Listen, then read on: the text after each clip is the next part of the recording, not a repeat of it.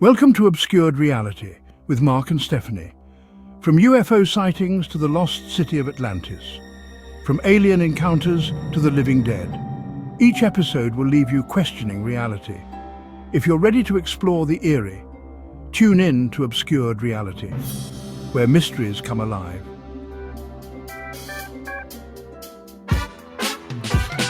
Brain aneurysm, I smell toast. Welcome back to Obscured Reality. We're back, Stephanie, Mark. And you guys know what day it is? I know. Stevie, do you know? The day after the congressional hearing. Oh, yes. It's Thursday, 14th. We just had the congressional hearing on UFOs, UAPs, yesterday, Wednesday. I'm sure a lot of you guys watched it. I'm sure some of you didn't. I'm sure some of you didn't give a fuck about it. That's why we're here. We got some clips from this we're going to go through. And I picked out what I think are the important ones, although we didn't learn much that's new. However, there is one very important piece that is new. Something someone said. Stephanie, we're going to see if you can point that out. If you guys don't know, well, then you weren't paying attention. Stephanie has an excuse. She didn't watch it. I read My articles. money's on. I at least read My money's articles. on. She'll pick it out. So I'll Don't place be so more money on positive in me. I'll place more money on the Tyson Paul fight, but I think she'll get it. Well, that's only because I really want Tyson After we're done, to win. I have thoughts on that shit. Oh, I am so excited for tomorrow. We'll talk. Whew. All right. Well, let's bring up the presentation, guys. Okay. Yeah. So there it is. Let me hit play. We'll get on with it in the first part here. So yesterday, the 13th of November. So who was in attendance? Who are the four people on the panel getting questioned? We have Rear Admiral Tim Gallaudet, retired Rear Admiral for the U.S. Navy. We have Luis Elizondo. You've all heard his name. Former DOD, Department of Defense official. He was the one that ran ATIP, the UFO/UAP program that the government has always denied we have. Yep. Michael Schellenberger, founder of Public, a news outlet on the Subtract platform. I'm impartial to the guy, don't know anything about him. However, I don't feel he had much need to be there. However, I'm okay with him being there. Then we have Michael Gold, former NASA Associated Administrator of Space Policy and Partnerships. It's a mouthful, she said. He, in my opinion, had zero reason to be there. He added nothing of substance. Let's continue playing. All right. Those are the four. Tim Gallaudet on the left. He's the retired admiral. Next to him on the right, Luis Elizondo. To his right, his left, but to the right of him, Michael Schellenberger. And to the right, Michael Gold. Those are the four, and you see Jeremy Corbell there in the background, pointing the mouse at him there. And Ryan Graves, one of the pilots, he is in attendance, and I believe he's right here. I think if I'm wrong, he's one of these two. But I think he's you're there right, as well. though. I think so. I mean, they both look similar. To avoid of information, which has allowed theories over the decades to foster. When the American people and members of Congress ask, are reports of UAPs credible, we're met with stonewalling. Cool. We're met with responses of, I can't tell you. And in fact, And let me just say, this is just kind of one of the people giving an opening statement is mainly what I believe this clip is. But I think it's important, which is why I included it. We're met with people not wanting us to have hearings. We're met with people not wanting us to ask you questions. In fact, many of us were told not to ask some of you certain questions on certain topics. So he just stated right there, he's admitting that Congress is trying to silence them. Well, yeah, that they're being blocked by the government as well. To the extent that they've been told they can't ask certain questions, which is wild. Interesting. Yeah, so that's new. That's not the new one. I'm waiting to see if Stevie picks up here, but that's kind of new. He's going into a little more detail than they went in last time, saying He sounds a we're little being more blocked. frustrated. That's for sure. Oh yeah. Yeah. I think they all are. They're a little pissed. They're looking to, wanting to rescind the money that's going to them from the states, because of this, at least for this type of private, shit. secretive spending. Yeah. If you're not going to tell at least Congress, which they should be, then yeah, you shouldn't be getting the money. Let's continue now. UAPs are real came to me in January of 2015 when I was serving as the commander of the Navy Meteorology and Oceanography Command. At the time, my personnel were participating in a pre-deployment naval exercise off the U.S. East Coast. It included the USS Theodore Roosevelt Carrier Strike Group. And this exercise was overseen by the United States Fleet Forces Command, led by a 4-star admiral who at the time was also my superior officer. During this exercise, I received an email on Navy's secure network from the operations officer of U.S. Fleet Forces Command. The email was addressed to all the subordinate commanders, and the subject line read in all capital letters, "Urgent Safety of Flight Issue." The text of the email was brief but alarming, with words to the effect, "If any of you know what these are, tell me ASAP. We are having multiple near mid-air collisions, and if we do not resolve this soon, we are going to have to shut down the exercise." So he's saying back when he was on the carrier a while back, they got an email, had a video in it. I believe he said that was the Go Fast video. It is, yes. I know. I read this exact letter that he's reading from the whatever website I was on. Yeah. So kindly posted a link to it. Yeah. He's saying while they were out training, he got an email from superiors, or from someone asking about this, and not necessarily superior. Sorry. Hey, does anyone know what's going on? Here's a video. They're posing a threat. Like, we're going to have to cancel operations. This shit continues. And he said the next day or whatever, the email was gone. It was basically retracted, right? Yeah. And everyone was hush hush about it. No one was said anything about it again from there on out. Yeah. Yeah. All right, let's continue. Attached to the email is what is now known as the Go Fast video, captured on the forward-looking infrared sensor of one of the Navy F-18 aircraft participating in the exercise. The now declassified video showed an unidentified object exhibiting flight and structural characteristics unlike anything in our arsenal. That's interesting, because I just don't see it doing anything in the video. If he is just referencing the Go Fast video, doesn't show anything crazy. Mick West has already numerous people have looked at it, and before Mick West, I get it. Some people love him, some people hate him. That's kind of the way it is with him, because he comes off as kind of arrogant. Well, guess what? I don't give a fuck. He is ridiculously smart. He's very good with math and what he does from his days working in back end and video games and making them. He's debunked so many of these, and from the little bit that you do see on some of these videos, you can easily, there's enough data there to figure things out about the object you're seeing. And they've done it and shown that it's really not too low, and it is low as they say. But the main thing is it's not going as fast as people like Corbell are trying to make you believe. Let's go. The implication of the email was clear. The author was asking whether any of the recipients were aware of classified technology demonstrations that could explain these objects. Because the DoD policy is to rigorously deconflict such demonstrations with live exercises, I was confident this was not the case. The very next day, that email disappeared from my account and those of the other. So that was that. That was just the rest of it. We pretty much said it ourselves. Let's keep going. Let me be clear. UAP are real. And let me be clear. When I was putting these clips together, I did speed up the video. So, I can tell. I appreciate you for that. Lou Elizondo talks faster. So with him, you definitely notice that, the play speed was increased. However, some of the others talk much slower. You don't really notice it much. No, my brain processes in much faster time than they probably talk. So I'm thankful. Yeah. Thank you. So the whole thing sped up a little bit. Thank you. FYI. Yeah. He really doesn't sound like a chipmunk. Advanced technologies not made by our government or any other government are monitoring sensitive military installations around the globe. Furthermore, the U.S. is in possession of UAP technologies, as are some of our adversaries. I believe we are in the midst of a multi-decade secretive arms race, one funded by misallocated taxpayer dollars. So, not much new that we haven't heard before. No. we have UAPs. Okay. We already know this. He, for some reason, believes we're in some sort of decade-long arms race right now.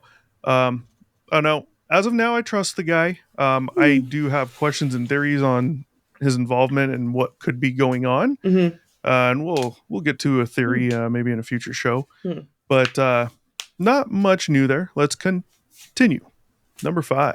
President-elect Donald Trump and former President Barack Obama have both said that the government has information about UAPs that it has not released. There are other explanations for UAPs than that they represent a new form of life or non-human life. Current dominant alternative theories, including those put forward by Arrow, are that UAPs are some kind of natural phenomena we don't yet understand, like ball lightning or plasma. They could also be part of some new U.S. or foreign government weapons programs, such as drones, aircraft, balloons, CGI, hoaxes, or birds. Whatever UAPs are, Congress must be informed, as must the people of the United States. We have a right to know what UAPs are, no matter what they are.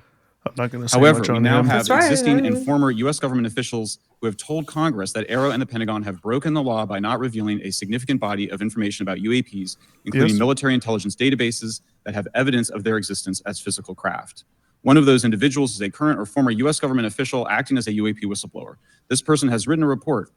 This is the report that says the executive branch has been managing UAP, NHI issues without congressional knowledge, oversight, or authorization for some time, quite possibly decades. Furthermore, these individuals have revealed the name of an active and highly secretive DoD unacknowledged special access program, or USAP. The source of that document told me that the USAP is a strategic intelligence program that is part of the U.S. military family of longstanding, highly sensitive programs dealing with various aspects of the UAP problem. The new UAP whistleblower claims that the U.S. military and IC database includes videos and images taken using infrared, forward-looking infrared, full-motion video, and still photography. The report that was just shared with Congress says Immaculate Constellation serves as a central or parent USAP that consolidates observations of UAPs by both tasked and untasked collection platforms. Immaculate Constellation includes high-quality imagery intelligence and measurement and signature intelligence of UAPs, the whistleblower's report adds. The sources of this intelligence are a blend of directed and incidental collection capabilities, positioned in low Earth orbit, the upper atmosphere, as well as military and civilian aviation altitudes and maritime environments. Not much to talk about there. So for the Admiral this morning first, former DoD official Chris Mellon reached out to you about satellite imagery from 2017 that depicts a UAP. What were the dates in 2017 when this occurred? I can't share with you the details, ma'am, but I can do it in a closed setting. And here we go. We're out of the gates. First question. Can't talk about it. Can't. Next. I can also tell you the agency that wrote a report on it. Okay, so who has the imagery? I can tell you that in a closed setting. And that horse is still in the lead. Can you describe what was depicted in the satellite imagery? Just a description. It was a UAP, ma'am. Can you describe what was seen in the satellite image? This is a retired Rear Admiral. He's a very smart guy. I like him a lot. He's a cool guy. Describe the UAP seen in the video. Well, ma'am, it was a UAP. Help the topic, please. That's it. No other description. The term that the analysts used, they called it the button. It was a disc-shaped object. That is interesting. Disc-shaped object. I hope when these people are viewing these things, when they see these things in person, these pilots, that they're positive on their descriptions. Meaning, and I'm not saying they're incorrect, but what I mean is, before they come out and say it was a disc-shaped, I hope they're rerunning it through their heads and what they saw on the cameras or through the cockpit windows, and realizing, yes, I saw it from different angles. I could clearly tell from the top, the bottom, the sides, it was a disc shape rather than, I just saw it was so far out. It could have been more like a button, maybe ovalish, not a disc. I don't know. I'm just saying, I hope these guys are going through a decent thought process before saying description. Let's continue. Conducted secret UAP crash retrieval programs, yes or no? Yes. Okay, were they designed to identify and reverse engineer alien craft, yes or no? Yes. Does the U.S. government have any reverse, okay, we already answered that question about retrieval programs. Do any U.S. contractors have the same? I would prefer to address in a closed session, ma'am. Okay, and your prefer to address in a closed setting. Yeah, prefer. Does that mean you can't do it now? Because if you can, you should. I feel like that should be one. Aren't they like under oath or some fuck? Yeah. I Can't do they, have like, a feeling. press it, like yes or no? Well, I do have a feeling that's what he meant was I basically can't talk about it now because I mean they're going to say it so much, and they already have. The first 4 or 5 questions, the first 3 are can't tell you, first 2, and then another one. Can't tell you. So Close you know, I think that's what he meant. But let's go. Okay, Mr. Schellenberger, I'm going to say it again to be very clear. Immaculate Constellation. What's its mission and how are they funded? I think that's why she's saying it its slow. Mission is to, as I stated, its mission is to, it's an unacknowledged special access program. Its mission is to document UAPs. Okay, and do you, for your story and your report, do you have more than one credible source? I do. Sourcing, okay. I do. And then why do you believe your sources to be credible? How do you judge the veracity of the documentation you've been provided about this program? Question. I checked the sources and they are who they say they are. They are current or former government officials. I wanted to also add that I did not specify that they were Defense Department employees. I didn't specify the agency nor the gender. Would they have included non-government employees, people that aren't employed by the government?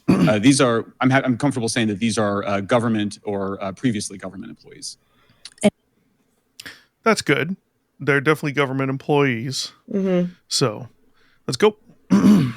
Collection, stigma. A lot of non-believers in all of this would just ask a very simple question. Why? Why is it so hard? Right? Like, why are people, anytime they ask, why are they always thwarted? Why are they always judged? Why is they always have misinformation spread? Why is there always retribution? Why is it always met with an ear? What's the why? If it doesn't exist, why is there? Because you can't handle the truth. I think if you go through the history of science, Representative, it is always difficult for breakthroughs in new information, regardless of whether it's UAP or any other kind of discovery. Yeah. Science was supposed to be open, but when you break with the orthodoxy of what's believed, whether it's Galileo saying that the Earth doesn't rotate or the Earth rotates around the sun or the sun doesn't rotate around the Earth, it's always challenging for new beliefs. And the more extraordinary those discoveries, he was exiled. Hell yeah. It's very difficult. So I think this is natural. There's natural Back in those days, you'd be off. when it comes to science, but this issue in particular unalive. has been very difficult where, again, even to attempt to study it. No, I stand with that comment immensely. 100%. Oh God, if I literally fall asleep to the TED Talk that Michio Kaku does on like the basics of physics, whether it be nuclear physics or the history of physics. It's actually a very good one, by the way. Yeah. Well, I mean, but he's he correct. talks about him and like literally all the other scientists throughout like that entire couple century of time where breakthroughs were like a complete question against the church and you were exiled, and it was only until like 50 something years later they were like, he was kind of right. Yeah, you got to be careful. And here's the thing is, back then though, it was so different. You have an idea, good or not, and it might seem fringe. I mean, you're done. Fringe was bad. Right. They Nowadays, believed the same thing for changed. literally over 1,000 years. Nowadays things have changed. It's not like that, which is good. But still. But here's the thing. I think society not only can handle it, I think that's just it shouldn't even be said, but we can barely handle ourselves. People are ready for a change. I felt it for a long time, and I felt the feeling increase over the years. I really think a much larger portion than previously needs and wants a change. And I think a lot are probably willing to deal with some upsets to have that change. Because let's face it, it's redundant and it's boring a lot of times, right? I don't need to tell you guys that. You know it. So I think people are ready for the change. Either way, we don't live in a time where you're going to be unalived for it. So put it out. Thankfully. You also mentioned in your opening statement that the Pentagon's Public Affairs Mr. Office Burchett, employs the Psychological like this guy. Operations Officer as the singular point of contact for UAP-related inquiries. Why the heck would they do that?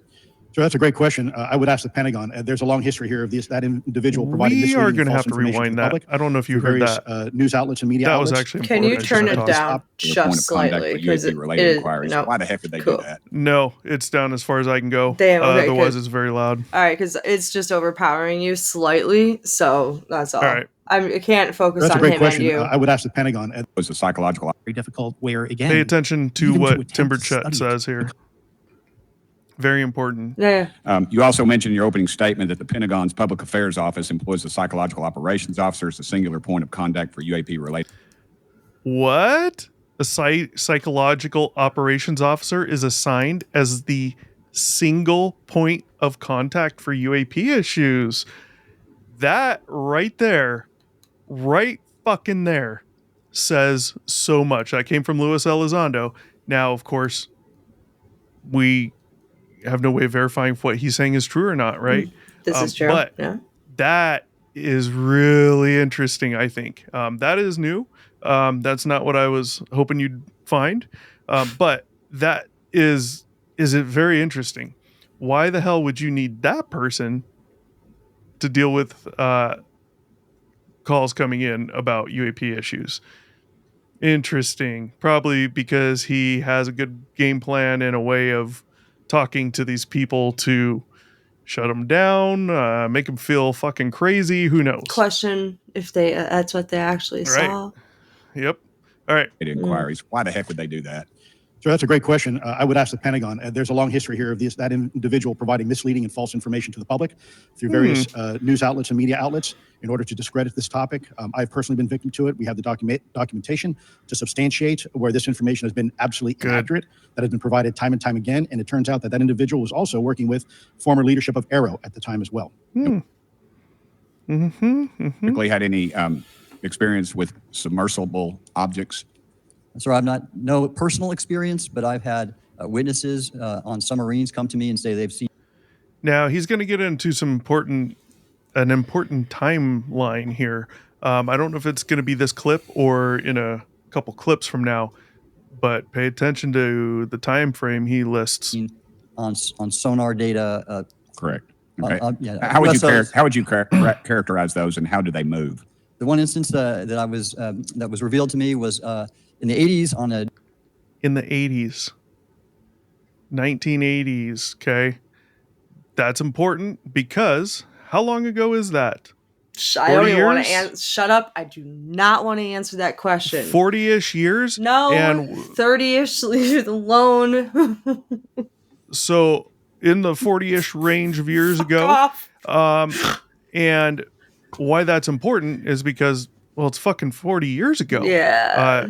Look at technology then, look at technology now, and let's hear what he has to say. Nuclear-powered submarine, a ballistic missile submarine, that the object exhibited the characteristics of a Russian torpedo in terms of its speed of movement and closing rate with the submarine, and then it slowed and followed the submarine slowly in its wake for a period of minutes.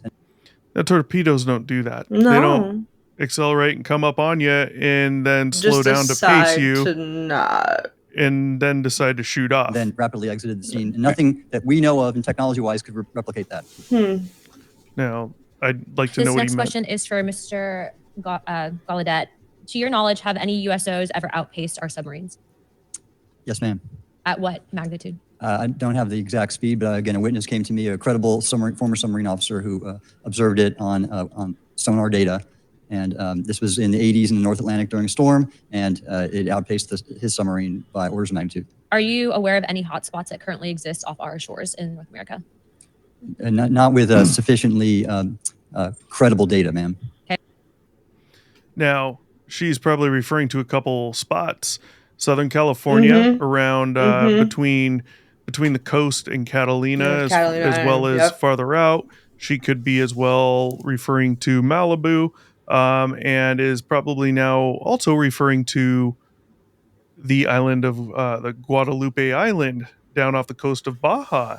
That has been a thing for quite a while. However, it's just recently made the news, and people, I believe it was the news, and people are talking about Guadalupe Island now and how has been a rash of sightings in and around the water near Guadalupe Island. So let's continue. We're almost done with clips. Aircraft being piloted by whatever they might be, non-human biologics. Would you agree that it's likely that they are being piloted by some mind-body connection? Ma'am, I think it is safe to presume here that they are being intelligently controlled because some cases seem to anticipate our maneuvers, and in other cases they seem to, I came across an email where the word stalked was used in a very secure email between Navy officers discussing their ships being pursued by a UAP. Any mind-body control? He didn't go quite into the question too far, but let's go. Had Grush, and he had testified to say that some of these were interdimensional beings. Can you speak on that at all? Ma'am, I'm not qualified, certainly as a scientist or otherwise, to speculate points of origin.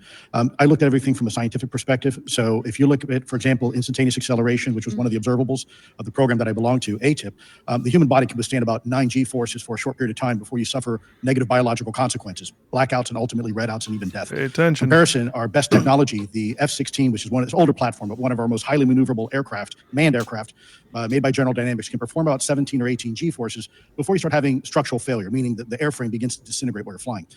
The vehicles we're talking about are performing in excess of 1,000, 2,000, 3,000 Gs.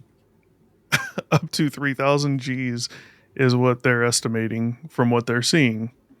Now, we don't know if that's Lou Elizondo and when he was in ATIP, they're estimating that from videos, or if those are estimations from pilots or, what's going on. Yeah, but, either way, it's, you can tell by watching some of the stuff if they have legit videos that you'd be able to tell it's much more than we'd be able to stand, especially if you're just watching the video, especially if you're just, if you are a pilot, one of these fighter pilots, you'd be able to tell, I think.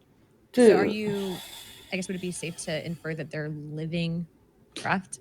I'm not prepared at this point to state for the record is something alive or not, because even that definition is right. There was a time in science we thought that life required oxygen, and we now know that's not true. There are anaerobic bacteria that thrive in oxygen environments that lack oxygen, and so also same with photosynthesis. Also space. Yes. I heard something recently that they found stuff living on the outside of their craft that are in space. So, I've been saying it for a while. Who's to say that if there is life outside of this planet, who's to say that it always has to necessarily form on a body like a planet? Who's to say it can't just form out in space? Now, obviously, on the outside of our craft and satellites or whatever it is that's in space that they've seen it on, the ISS. I mean, maybe it does need some type of, object that came from another object, right? Because, we take one of our rockets, say the space shuttle, right? Back when we were using it, we take that to space. Of course, that has things, could potentially have things on the outside of the craft from within our atmosphere once it gets out in space. So, I mean, maybe those are needed for it. The whole concept of, the whole current believed idea of the beginning of life through science is that, obviously between it was basically chemical explosions between nitrogen, oxygen, hydrogen, over and over and over again, and those explosions eventually, obviously, with the heat, caused chemical combustions, and that created mass. So I mean, it doesn't take physicality in a projected, I guess, sense way, in a to create life. If that's what they believe, how this whole fucking thing began in the shebang, who's to say it's not happening again and again on smaller scales? Yeah, it probably is. It's still happening. Supernovas are still happening. Black holes are still happening. Fucking, stars are still imploding and being born every fucking, I would say, day. But how would I know? Because light takes billions of years to get to us. Sorry, I could rant about space for a very long time. All right. Let's move on. In college, it was told everything is derived from photosynthesis as a form of energy. In reality, that's not true. There are things that live off of chemosynthesis. So we're constantly having to 15 before. But just to set the agenda, if we can go down real briefly, do you believe, just for the record, that the federal government, any part of the federal government, is knowingly concealing evidence about UAPs from the public? Yes, sir. 100%. Yes. Yes. Thank you. I know many of you have already said this, but just for the record again, just briefly, what do you believe UAPs could be or are? Strong evidence that they are non-human, higher intelligence. I echo my colleague's comment, sir. Genuinely do not know. Don't know, but we must find out. God, those last two. God, the last two. Non-human. Now we know Rear Admiral Tim Gallaudet there. He's never really seen anything, at least that he said yet. So what's he basing that off of is where I'm curious. Lou Elizondo, also curious, what's he basing that off of? Let's hear more. Elizondo, just tell us more. Obviously he can't though. So let's go. In the discussions, it's simply about material, or is there discussion about it was previously testified that there's biologics that were collected. Are you aware of any of that? I am, sir, aware of the reporting that biologics have been recovered. Again, my focus was more nuts and bolts, looking at the physical aspects of these phenomenon, how they interacted around military equities and nuclear equities. So I'm certainly not a medical expert. I would not be able to probably provide you a whole lot of value in that simply because I don't have the expertise. But was anything described as that we have possession of bodies? Yes. Yes. We have is it multiple types of creatures or? Sir, I couldn't answer that. I can tell you anecdotally that it was discussed quite a bit when I was at the Pentagon. The problem is the supposed collection of these biological samples occurred before my time. In fact, before I was even born. And was this part of the Lockheed Martin discussion, or was this the biologics is a completely separate? Separate yet related. Okay. Has there been any, to your knowledge, any communication with a non-human life form? So the term communication is a bit of a trick word because there's verbal communication like we're having now. The problem is you also have nonverbal communication. And so I would say definitively yes, but from a nonverbal meaning, when a Russian reconnaissance aircraft comes into U.S. airspace, we scramble 2 F-22s, and we are certainly communicating intent and capability. I think the same goes with this. We have these things that are being observed over controlled U.S. airspace, and they're not really doing a good job hiding themselves. They're making it pretty obvious they have the ability to even interfere with our nuclear equities and our nuclear readiness. Someone's filing their nails back there, I think. Sorry, I'm paying attention and doing that. No, I really have been enjoying these back and forth. And also thank you for clipping this into like the best parts. Because that whole 2 hours I could not sit through. Not gonna lie. It wasn't 2 hours. Yes, it was. No, it wasn't. Bullshit. It was like an hour and a half. Okay, well, according to all of the reruns of it that's on YouTube, it's 2 hours. Oh, I don't recall it being 2 hours. They did go quite a bit over, though. It was supposed to be an hour, but doesn't matter. They need, there should be a lot more time dedicated to this than 1 hour, which limits each congressperson to 5 minutes. And that 5 minutes of questions also includes the person's answers. Ridiculous. You're not going to get it, very far like that. I mean, when they only have like 1-2 worded answers, like, Yeah, but they're doing that for a reason because they don't have time. They only have 5 minutes a person. So they don't have a choice. That's why they do that. One of the reasons. But let's see. We're almost there. Chair, now that we have all been cautioned in this committee hearing that the mention of Pentagon's Immaculate Constellation program could put us on a list, well, I already find myself on many lists, I'm sure. So I speak my mind often, so why not just keep going with it? May as well just go all out and say it. The Earth is flat, birds are government drones, and we've never set foot on the moon, and Joe Biden received 81 million votes in the 2020 election. So let's just see how many lists we could get on here today. Shut the fuck up, Bobert. I cannot. So, I mean, what she's saying is, at the beginning of the hearing, well, throughout the hearing, we heard numerous times how they've been told about possibly being placed on a list if you're talking about Immaculate Constellation. I was so hoping you were gonna fuck up. So too. she's making a joke saying, "Well, let's throw us on some more lists. Here's some more bullshit." Oh no, that's all she's doing. She truly believes that. She's a QAnon person. Don't know, not the show. It's not going to pull it up. So we have an article that just came out as well today, the 14th, this morning. I'm not going to go through the whole thing, but I'm bringing it up because, it's relatable. Mm-hmm. This is Fox News. The headline reads, Pentagon says there's no verifiable evidence of extraterrestrial technology, beings, or activity. Mm-hmm. Now, this article just came out. The Pentagon just came out after this hearing yesterday and started speaking. So they said today, Thursday, it has not discovered any verifiable evidence of extraterrestrial beings, activity, or technology, despite a former Pentagon official telling Congress Wednesday that evidence exists that we are not alone in the cosmos. They're referring to Luis Elizondo. Mm-hmm. Deputy Pentagon Press Secretary Sabrina Singh told reporters during a press briefing, the DoD delivered its fiscal year 2024 annual report on UAP to Congress, which shows the all-domain Arrow received over 1,600 UAP reports, blah, blah, blah, blah, blah, blah. They resolved hundreds of cases, identifying the UAPs as objects like balloons, birds, drones, satellites, and aircraft. That's of the 1,600 reports. 757 of them came to Arrow in the past year, and those are the ones they're referring to. Mm-hmm.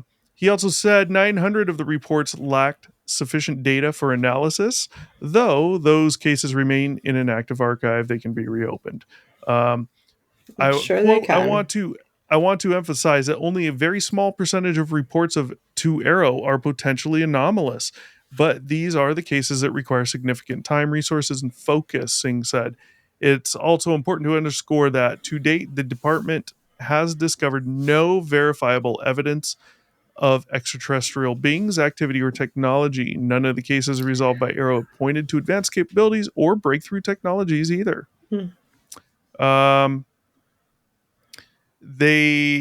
Singh was asked to elaborate about UAPs and accusation that the department has remains of aliens in storage or signs of life from other places. Quote, I'm not aware of any remains that the department has or, any signs of extraterrestrial beings or activity or technology.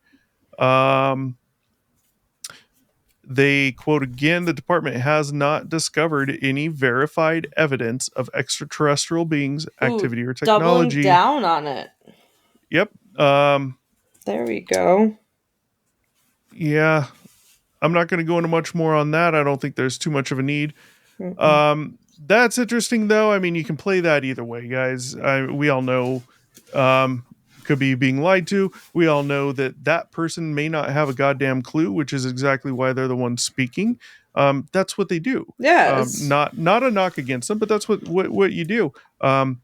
If you put the mindless drone out there to talk, they can't answer questions. I don't know. If I need someone to speak for me, well, if I have something I don't want anyone to know about, but I'm something like the government and we want to, we have to talk and make comments, then let's get a really good person to do that and make sure that person has obviously no knowledge of any of this. Plausible deniability. Yeah. They can just talk, and as far as they know, they're telling the truth because they are, because they don't know. So what you don't know can't hurt you. Yeah. So the main thing in that is we have them stating, yes, non-human, right? Whereas prior, all we heard once Grush came out was biologics. Well, that narrows it down to nothing. If it's alive, it's a biologic. What does he mean? Monkeys? Amoebas? I mean, I don't fucking know. A sea urchin out in space. All the animals that us and Russia sent into space meet up, have babies, and decide to take revenge. Well, yeah. That's biologic to me. Yeah, biologics. Yeah. So at least they're saying non-human. So we can take one species out of the pool here, but still leaves us with monkeys and dinosaurs. I mean, man, bear, pig isn't human, so there's that. Yeah. So, who knows? I don't know. What'd you think of this? I'm curious. Same. I guess like the build up just constantly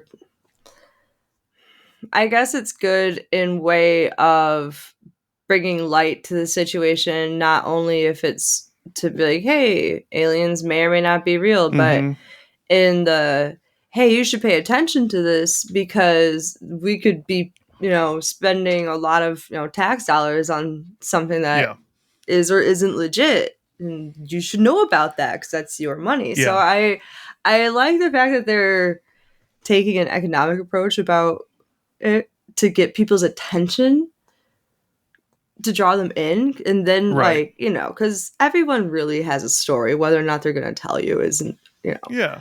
whether it be a paranormal or a UFO or something, everyone has a weird story of their own. Yeah.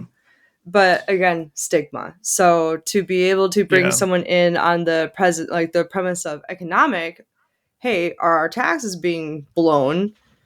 They may feel more comfortable now that it's being spoken about in Congress for them to not feel weird themselves. Yep. And although we didn't get much from this, same as the others, they're at least keeping it going, which is good. I do believe they need to do this more than once a year. These need to be way more frequent. But the other thing, they need to dedicate more time, like a whole week to this, and get the people in there who will talk and testify and do a week-long thing. That way, these Congress people can ask the questions they want and need to ask, and the people answering these questions can answer in any way they need to. We don't have to worry about 5 minutes, and we're going to try and just ask yes or no questions. It's not all black and white, and these people need to be able to answer. And if you watch the whole thing, you will see that some of these Congress people, they just, as soon as they heard any part in their answer that seemed to address their question, they just cut them off and keep going. Not their fault. They don't have the goddamn time. It's stupid. So, not much new in this that we haven't already heard. However, we have verbal confirmation that they are saying non-human intelligence. Again, that still leaves it open to whatever interpretation. But we also know, at least to our current knowledge, there is no life form on this planet that can do what humans do. So it would seem definitely alien. However, aliens doesn't mean from outer space. There could very well be life that we've not found. I mean, it happens all the time. It's alien until it's not, right? Till we see it, we can get a hold of it, study it, and now we can classify it. It's no longer alien. There could be new species that have come up in the last 100 years. I mean, the possibly. fucking coelacanth was thought to have been extinct for over 120 years, only for one to fucking wash up on, South Africa's shore. Yeah, and I mean, there could be a new species of life that's come up in the last 100 years, underground, under the ocean, right? And, you say, well, there's no fucking way. No, there's new bugs and new fish and shit like that every fucking year. And people say, no way, there's no way in less than 100 years and it's going to be smarter than us. But I would say, look at a huge chunk of life on this planet that's not human. Look at a dog. Look at, let's say, a large dog breed.